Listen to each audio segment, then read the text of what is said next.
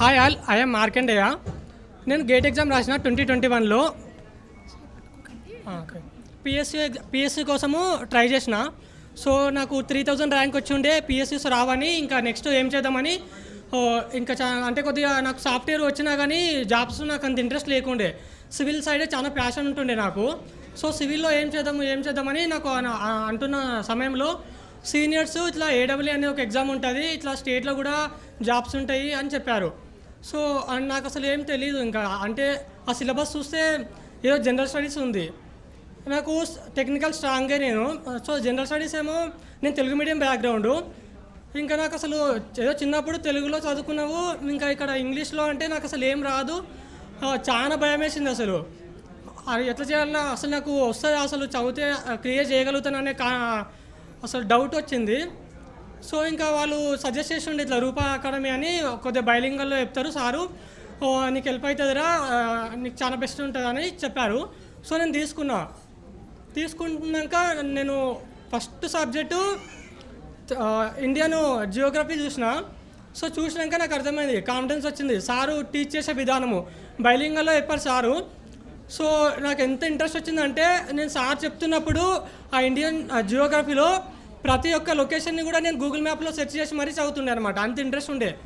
So నేను ఎవరికైనా ఏం చెప్తా అంటే ఫస్ట్ మీరు ఒక నోట్స్ ప్రిపేర్ చేసుకోండి. ఇంకా మీరు జనరల్ స్టడీస్కి అయితే ఏదో ఒకటే ఫాలో అవ్వండి. అంటే ఒకవేళ మీరు టైం ఎక్కువ ఉంటే మీకు నోట్స్ మంచిగా ఏదో ఒక ఇన్స్టిట్యూట్ సెలెక్ట్ చేసుకొని మంచి నోట్స్ ప్రిపేర్ చేసుకొని ఇంకా అదే చదవండి, చదివిందే మళ్ళీ చదవండి. ఇంకొకవేళ టైం లేదనుకుంటే ఏదో ఒకటే బుక్కే చదవండి. లేదు ఒక 2-3 బుక్లు చదువుతా అంటే ఆ బుక్లో గుర్తుకుండదు, ఈ బుక్లో గుర్తుకుండదు, ఎగ్జామ్ అప్పుడు చాలా కష్టంగా ఉంటుంది.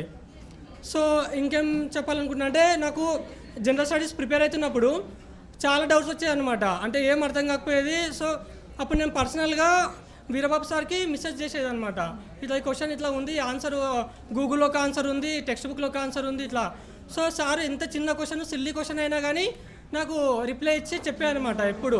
సో మీరు ఎక్కడ కోచింగ్ తీసుకున్నా కానీ మీకు ఇప్పుడు కోచింగ్ తీసుకున్నప్పుడు వాళ్ళు చెప్పిపోతారు, కానీ తర్వాత ప్రిపరేషన్లో ఉన్నప్పుడు మనకు డౌట్స్ వస్తే ఎవరు అంత రెస్పాండ్ అవ్వరు. సో రెస్పాండ్ అయ్యేటట్టు చూసుకొని తీసుకుంటే చాలా బెటరు.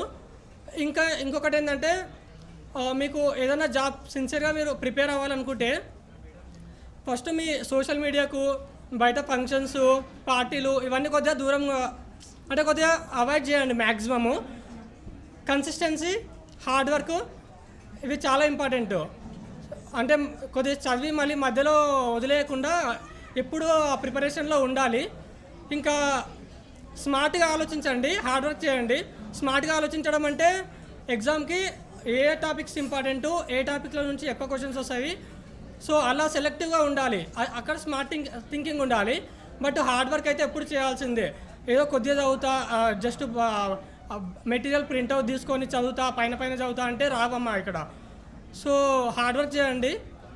ఇంకా నాకు ఈ రూపా ఐఏఎస్ అకాడమీ చాలా హెల్ప్ అయింది. సో పర్సనల్గా I'm very thankful to Veerababu sir. Thank you sir, thank you very much.